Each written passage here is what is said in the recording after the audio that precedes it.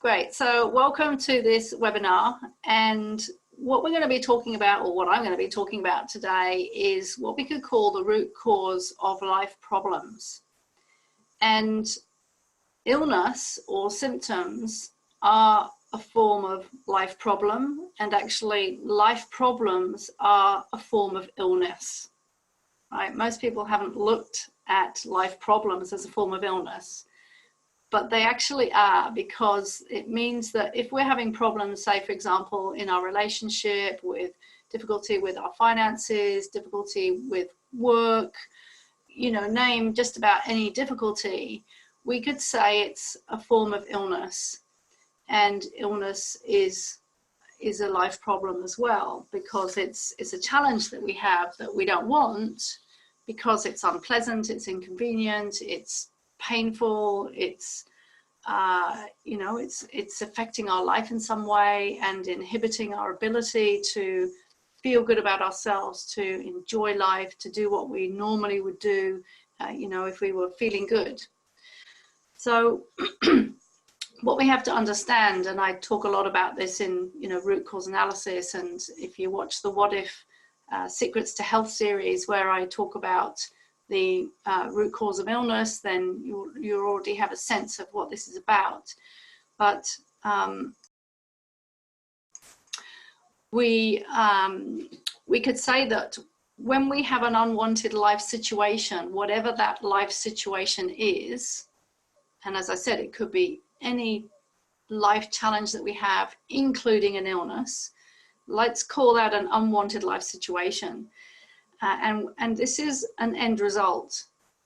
It's the end result of many, many things that have gone before, which we did not notice until finally we noticed the end result, right? We noticed that, oh, I'm in a relationship that is not making me happy, or I'm in a job that I'm not happy about, or my finances are not good, or I have sickness and symptoms.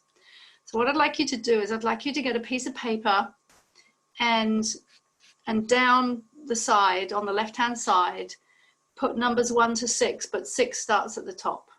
So you're going to go 6, 5, 4, 3, 2, 1, down the page on the left-hand side. So just give you a moment to do that.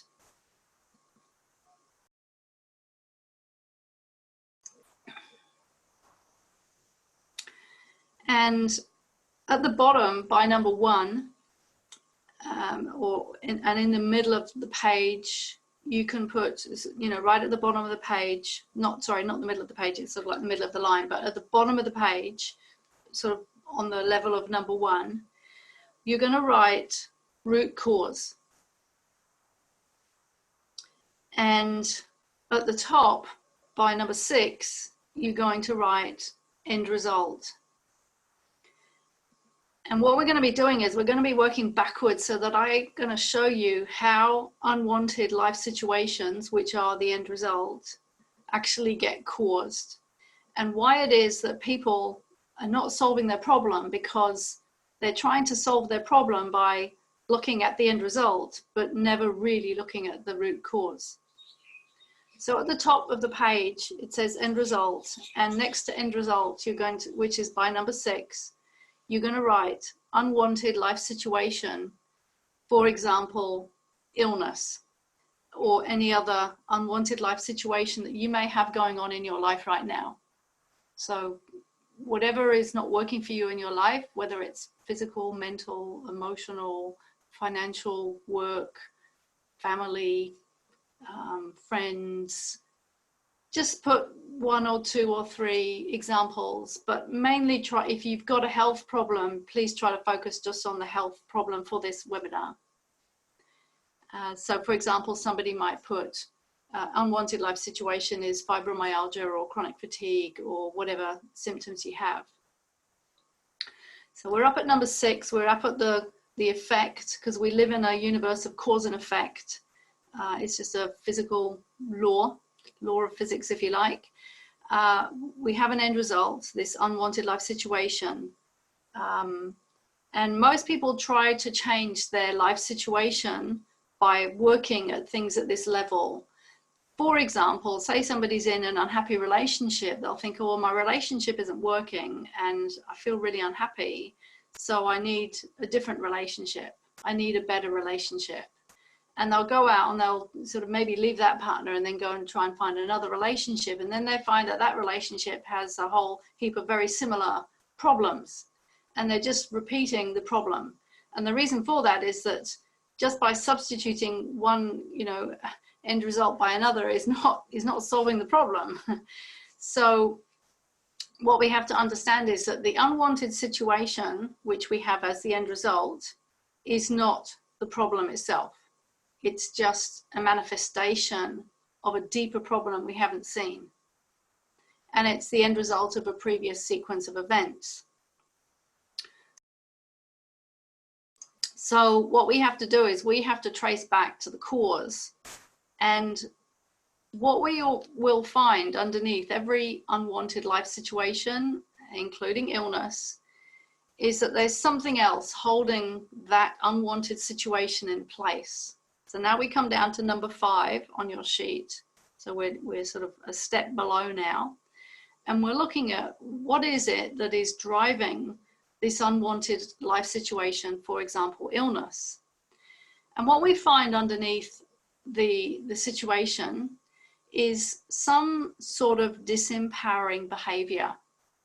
And what I mean by disempowering behavior is we're acting inauthentically towards ourselves. We're not being our true self. We're not in integrity, and the word integrity comes from the word integer, which means one or whole. So we're not acting in integrity with ourselves. Now that doesn't mean that we're a dishonest person. That is not the same thing at all. In fact, usually most people with chronic illnesses are actually really good-natured, honest people. But unbeknownst to them, they are not acting in integrity and authentically with themselves. But they've been doing this for so long, and it's all programmed in childhood, that they don't even know it. So we have these, what we call disempowering behaviors. And I'm going to give you 3 examples because of disempowering behaviors, which are actually 3 of the most common disempowering behaviors that people can do. And as I say them, I'd like you to write them down and also to tick it if it applies to you. So the first disempowering behavior, or example of a disempowering behavior, is saying yes when we'd rather say no. For example, a friend asks you out for coffee and you're really a bit too busy. It's going to create a lot of stress inside of you, but you don't want to say no because you don't want to hurt their feelings. Or you're asked to do some work by your boss and you just know that you don't have the time to do it, and you're going to have to really, stress and come in, early or stay late or whatever to do that task, but you're afraid of saying no. So this is, an example of saying yes when we'd rather say no. And this can happen in a multitude of ways. It can happen with children, with parents, with friends, with work colleagues.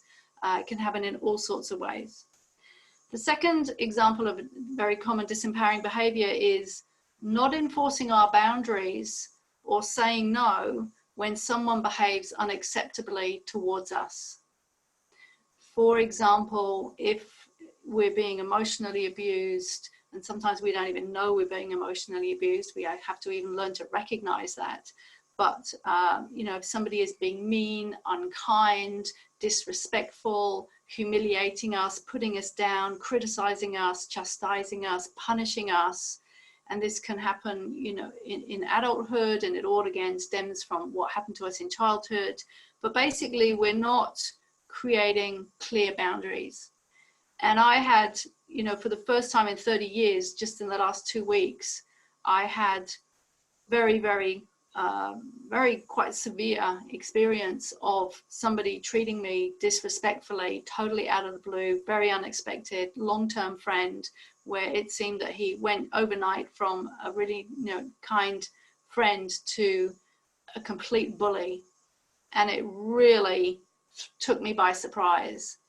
And I was in an abusive relationship many years ago, And I dealt with that, and that was a huge lesson to be able to do that. That's a whole story which I'm not going to go into, but the reason that I attracted myself into that relationship was because of my own emotional abuse in childhood, emotional abuse, emotional neglect, and some physical abuse too. And so when that happens in childhood, we very, very often will attract ourselves to a partner who does the same thing, or maybe a boss or a friend. Somebody is going to treat us disrespectfully, unkindly. You know, it's like an emotional, mental harm, sometimes a physical harm. And so what happens is because we haven't healed the trauma from childhood, and there is so much fear inside of us, and there's this deep desire to want to be loved, and to, you know, and then we go into the people pleasing, which is another disempowering behavior, by the way. Then we're not able to enforce our boundaries or say no when somebody behaves in an unacceptable manner.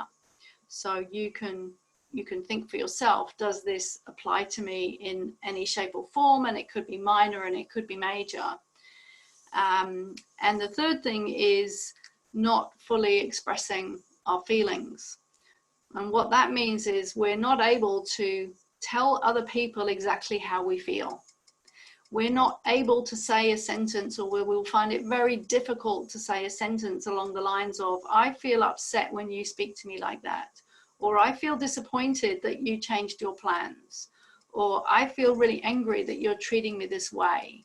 So it's an I feel statement followed by an emotion, and we may never even have thought that we can do this. This might be, for some people, the first time that they're even contemplating that that is even a possibility, because the habit will have been of, you know, holding everything in. So these are three of the top most disempowering behaviors where we disempower ourselves. And this actually is very damaging, because when we're not being our true self and we're not being honest with ourselves, that creates a huge backlog of emotions inside of us, which have a physiological effect biologically inside the body. It literally changes the hormones and the cellular structure inside the body. This has been proven scientifically, for example, by Candice Pert in her book, Molecules of Emotion. So when we hold on to negative emotions, fear, anger, upset, disappointment, betrayal, whatever it is, it's going to have a biological effect inside the body, and that is going to have an impact on our health. So just to recap these three disempowering behaviors: saying yes when you'd rather say no, not enforcing boundaries or saying no when somebody behaves unacceptably, and not expressing your feelings fully, or not expressing them at all. Now, we're still at number 5 here on our list. And you might think, okay, well, as you can see from your piece of paper, we're not down to the bottom yet. We're not down to the root cause. We're just still at number 5 from 6. So what we find is that the reason, well, there's something underneath these disempowering behaviors, which is leading to the unwanted life situation, which is the end result. Just remember, we're continuously through this process wanting to understand what is the end result, or no, why do I have the end result? So underneath disempowering behaviors, we find something else, and that something else is there because, and it's actually keeping us locked into these disempowering behaviors, even though we know we don't want to be doing them. Because if you ask yourself, do I enjoy saying yes when I'd rather say no? You're probably going to say, no, I'd rather be able to say no. But for some reason, I can't say no, right? And what we find driving these disempowering, limiting behaviors are what we call a limiting belief. And actually, we have hundreds of limiting beliefs inside of us. And these limiting beliefs are also referred to as unconscious beliefs because they're in the unconscious, or transparent beliefs because they're there and we don't see them, but we're operating through them. It's like a software in the background, just like a software on your computer. You can do things on your computer because of the software that is installed, but you don't see all that code in the background. So you can think of limiting beliefs as the code in a computer. And when we have limiting beliefs, basically what it means is that we're believing something which is untrue, and it's creating disharmony because it's not the truth. It's not the truth of who we are and how we want to be. So behind disempowering behaviors are limiting beliefs, and it's these beliefs which are keeping the disempowering behaviors and the unwanted life situations above those disempowering behaviors in place. So for example, just pick one of the things that we've already named as a disempowering behavior, and let's just pick, for example, saying yes when we'd rather say no, because all of these are very common for everybody, but let's just pick that one because most people have had a time when they said yes when they'd rather say no. And you ask yourself, what could the limiting belief be behind the reason why I say yes to someone when I'd rather say no? What is it that's stopping me saying no? And usually you can do this by saying to yourself, if I say no, I'm afraid X, Y, Z will happen, or I'm afraid of X, Y, Z, right? And you can fill in the blanks. For example, I'm afraid that if I say no to my friend, she won't like me anymore, which is actually then about a fear of rejection, right? So this is an old pattern playing in the background, which is preventing us being our authentic self. But these habits become so ingrained at such an early age, initially we're not even conscious of them. And a lot of the work that I do with people, so much of it is around helping people become aware of what they were previously unaware of. Because healing is about becoming aware of what we were previously unaware of, and then you have new choices. And until we become aware of what we were unaware of, we're stuck. We're just in the dark. And, I think Dr. Philly has a saying, you can't change what you don't acknowledge. So what limiting belief might you have around not saying no when someone behaves unacceptably or treats you unfairly? For example, when, if you do have that experience, not everybody does, but it's very common for people with chronic illness and the chronic pain and fatigue symptoms, which is what I tend to specialize in, is, when somebody treats you in a way where you have a body response inside of you of, shrinking and shriveling and upset feelings and tension and stress and contraction inside you in your gut, and your gut just sort of tightens up. And you just want to sort of shrivel to nothing, and your throat locks up and you can't speak your truth. What is the thing that stops you speaking your truth? Because that will be the limiting belief. And so that so now we've got three things. We've got three levels in place so far. We've got the end result, which is, for the purposes of this webinar, is an unwanted health situation. We have got the disempowering behavior underneath it, for example, saying yes when we'd rather say no. And underneath that, we've got a transparent, unconscious limiting belief, which may be starting to, as we start to investigate this, starting to become, slightly maybe into your awareness. Maybe there are some insights coming. And so we've got three levels so far. But there's something else holding the limiting beliefs in place. Those limiting beliefs would not be there if there wasn't something underneath them. So now we're going underneath again. And if you can imagine, if you imagine like when you're in geography class, I remember we had these pictures in our geography books of Earth strata, and you'd have, like, say, the grass, and then you'd have the mud, and then you'd have the rocks underneath that, and you have these layers. This is a bit what this is like. We're going down and we're digging down beneath the layers to find out, why is it that I have this illness and these symptoms? So when we look underneath limiting beliefs, what we find is unexpressed emotions, or we could say unresolved emotional hurts. And these are stored inside the body because we've not been able to release them. And one of the most common emotions that gets trapped is fear, but there are many other emotions such as sadness, hurt, guilt, shame, anger, betrayal, loneliness, sadness. I think I said sadness twice. So whatever the so-called inverted commas negative emotions are, they're stuck inside of us. And the thing is, mostly we don't know they're stuck inside of us. The way that we can know they're stuck inside of us is because we have these things turning up above them. And because we're not seeing the limiting beliefs, because they're transparent, they're in the unconscious, the thing that we're going to see is potentially the disempowering behavior, which actually we won't even see until we become aware that it actually is a disempowering behavior, because we've been so used to behaving that way all our life, we won't even know that we could behave differently. But we will certainly be seeing the unwanted life situation, such as the illness, the unhappy relationship, the trouble at work, the trouble with our finances. We will be seeing and experiencing that end result. And that is the body-mind's way of getting our attention to the fact that something is amiss, something needs to be dealt with.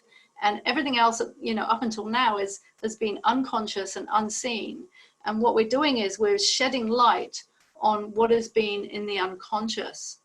So we have the disempowering behaviors. Underneath that, we have the limiting beliefs. Underneath that, we have these unexpressed emotions.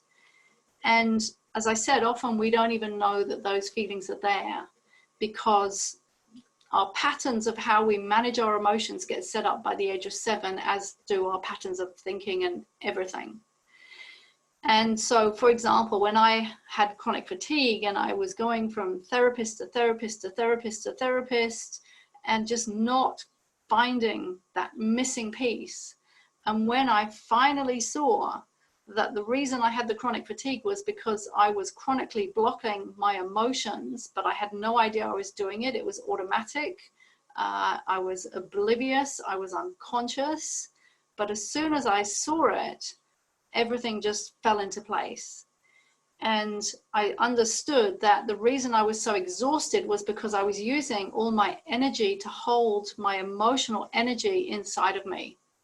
And we have to remember that emotions, from a quantum physics perspective, emotional energy is energy.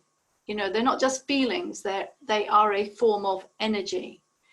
And science has now proven beyond a doubt that actually our whole being is energy. If you take one cell of a human being, or even a tree or a plant, and you put it under a microscope, and we are trillions of cells. If you put one cell under a microscope and you magnify it 1,000,000 times, it will be 99% space. And it is energy. And I can't go into detail about this, because I'm not a physicist, but I do understand the concept that we are space inside of us, even though we feel so solid. And this is something that cannot be understood by the mind. It's impossible to understand this with the mind, which is what we're usually trying to do. This is actually something that has to be experienced, and it's the sort of thing that can be experienced through deep meditation practices. But essentially, we are space and energy inside. And if that is applying to one cell, then it's applying to every trillions of cells that we have inside our body. And the way that I like to explain, a human being is that there are 5 parts to us. We have our physical body, which everybody is very familiar with. We have our mind, which most people are familiar with. We use our mind a lot, to think, to rationalize, to analyze, to try and find solutions. Our mind also includes our memories. It includes our mental patterning, which means the patterns of consciousness that we have and how we think, how we filter information that comes into us. And actually 80% of what comes in through our senses, through our ears, through our eyes, is actually either distorted, deleted, or generalized. So 80% of what comes in through our external senses is distorted, deleted, or generalized. And this is why two people can look at a situation and see have a completely different perception, which is exactly why I had this experience with this person in the last couple of weeks, this sort of friend slash colleague. He has a completely different perspective of the situation than I have. And it doesn't matter how much we try to, see things the same, we're not able to. And one of the reasons is because, unfortunately, he is what we could call quite closed-minded, and that means that the heart is closed as well. And when our heart is closed, that is a big problem. And that, by the way, will be one of the reasons why we have symptoms. I'm not going to go into that now, but what happens is when we have emotional hurts and traumas in the past, we try to protect our heart, which is where all our feelings, or a lot of our feelings are generated from. We try to protect our heart naturally from, being hurt in that way again.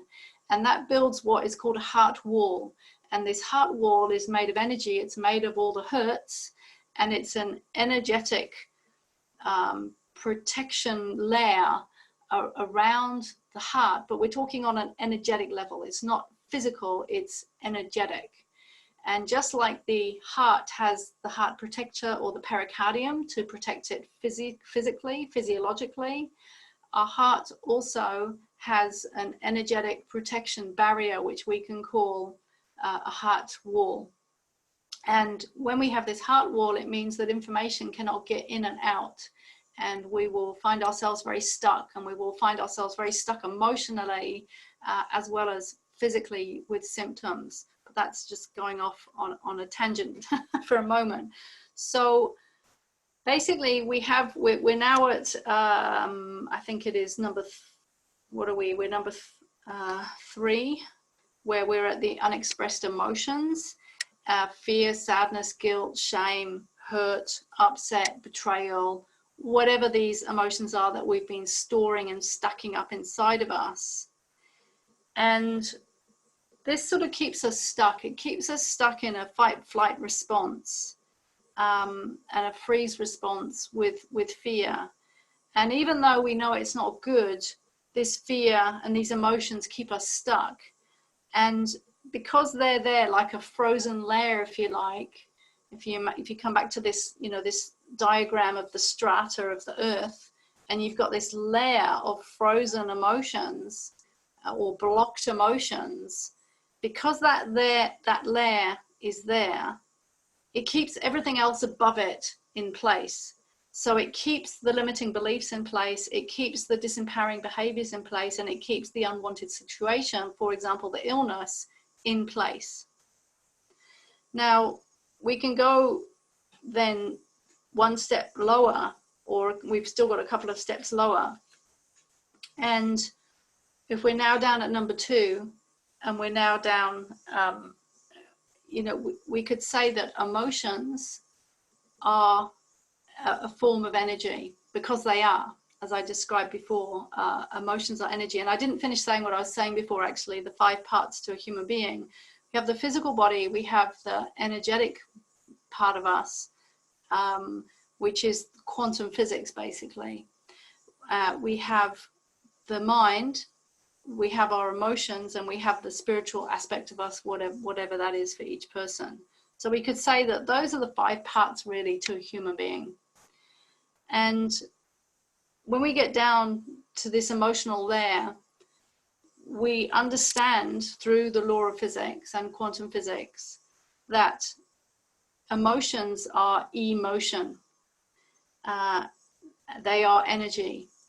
And one of the laws of physics is that energy wants to move. It doesn't like to get stuck. And emotions need to move. They need to move on and through. And if they don't, if we're storing unconsciously all these emotions because we never learned how to deal with them as a child, and we didn't even know that we were not being taught how to deal with them, we just modeled ourselves on our parents. And you just need to think about your family, your immediate family. What did you learn from your caregivers, your parents, about dealing with emotions? Was it safe for you to go and tell your caregivers or your parents how you were feeling. If you were really upset, was it safe to go and ask for emotional support? And I'll give you an example, because this was one of the key things that happened to me, and we have multiple events like this happen. And the reason I give it as an example is because I was literally working on it yesterday, because there was still blocked emotion around it. So when I was 6 years old, I was at what do you call it, kindergarten, and I had made invited one of my friends. I think it was probably my best friend.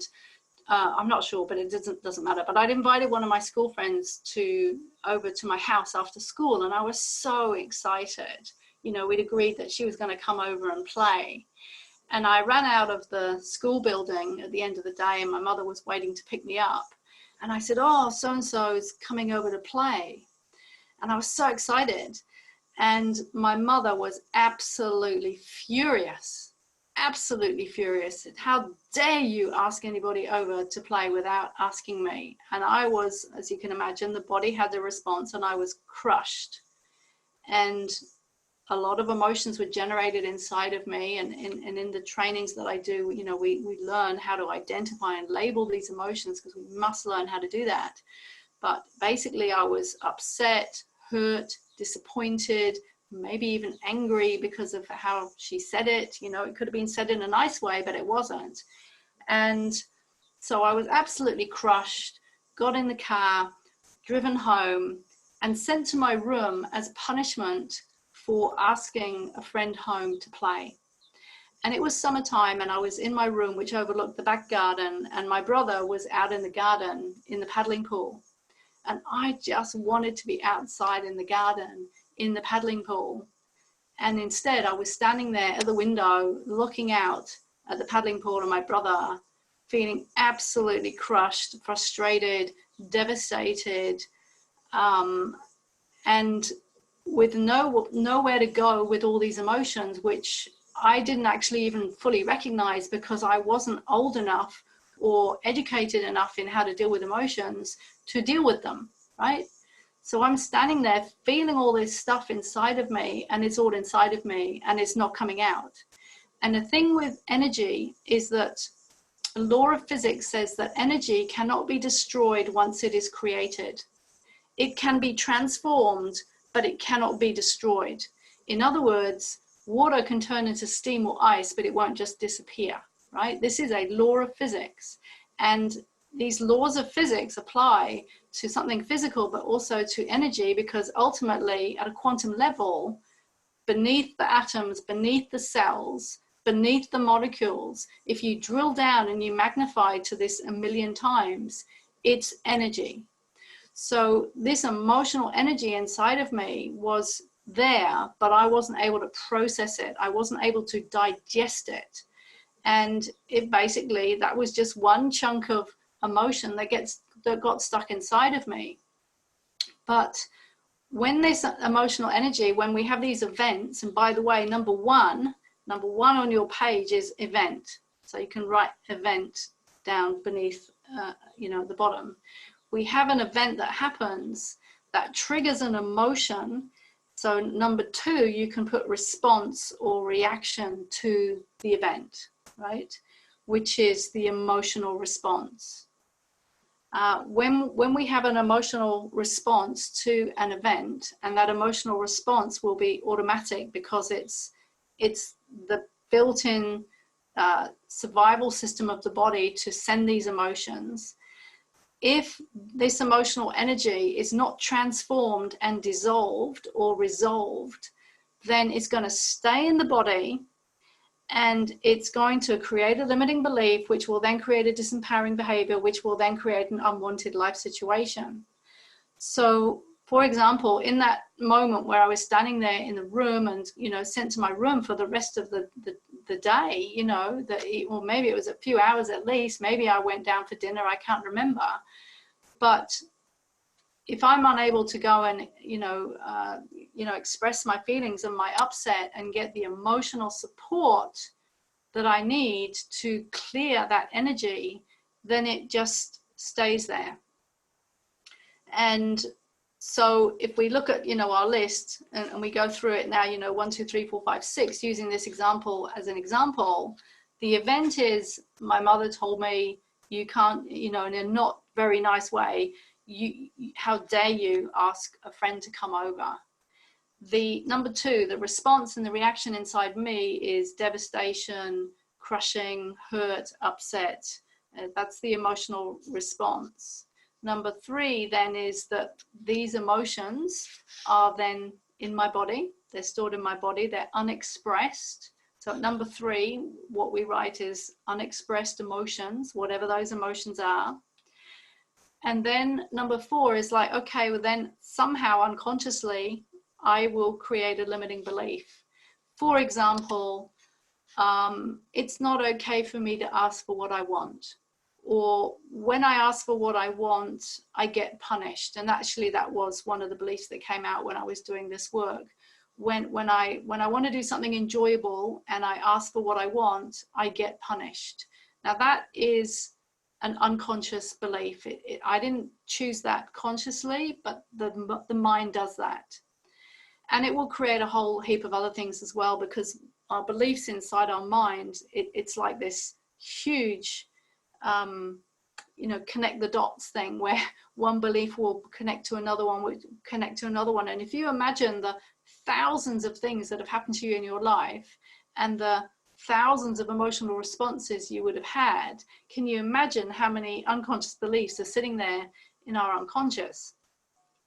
So if I create a belief, for example, that if I ask for what I want, or if I want to have fun, I get punished, that will then lead into a certain way of behaving. For example, to avoid the punishment and to avoid feeling those feelings again, I will compromise my behavior.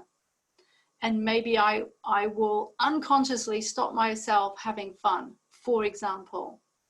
Or I will unconsciously stop myself asking for what I want, right? This is how it works. So that's, the disempowering behavior. And as a result of that, and all of this, as a result of everything, the 1, 2, 3, 4, 5, that is going to hold all this emotional energy inside. It's going to be creating a huge amount of stress inside the body, because the negative emotions literally change the cellular functioning of our body, and eventually it's going to start outplaying in the body as symptoms. And as you can imagine, it's not just one event that happens like this, it's repeating events and multiple events and many different events, and they happen initially in childhood, but then they carry on, as a teenager and then into adulthood, and it just builds up and builds up and builds up and builds up. And so the dis-ease and the disharmony turns into disease. And this is how it works. So when we're working to clear our symptoms, then what we have to do is we have to, start understanding, well, what are my disempowering behaviors? What are the likely beliefs? What are the emotions that are still inside of me? Do I know how to process my emotions? Do I know how to clear my stress? Because if we're stuck in the stress response, then the body can't heal itself. And usually if we've had a traumatic or difficult childhood, we will be unconsciously stuck in the stress response 24 hours a day, and the body simply cannot function normally if it is stuck in the stress response, and it cannot heal itself fully because it's stuck in the stress response. And it needs to be, and the stress response is the sympathetic nervous system response. It needs to be in the parasympathetic response, the healing response, to complete healing. And of course, we'll be going into that in great detail in the program. So I hope this helps understand what we can call the cause of life problems, and how the actual end result is the end result. It's the out manifesting of many other things which have happened before. And we need to deal with the root cause if we want to get rid of our symptoms. And that is exactly what I teach people to do.